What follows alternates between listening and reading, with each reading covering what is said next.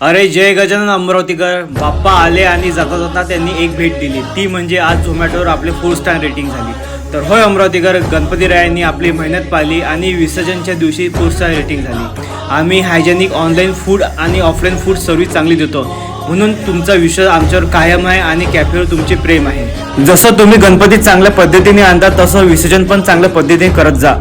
हे तर काही विसर्जनची पद्धत तर दिसत नाही, हा तर फक्त टाइमपास दिसत आहे. गणपती अशा पद्धतीने कधीही विसर्जन करत नका जात जो.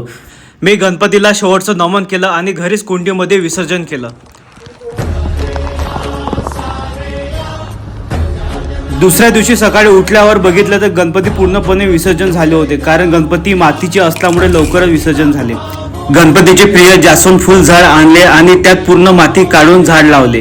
ही माझी पद्धत आहे विसर्जन करायची. तर मित्रांनो, आजच्यासाठी एवढंच. नेक्स्ट व्हिडिओमध्ये नक्कीच भेटू. तोपर्यंत टाटा, जय गजानन.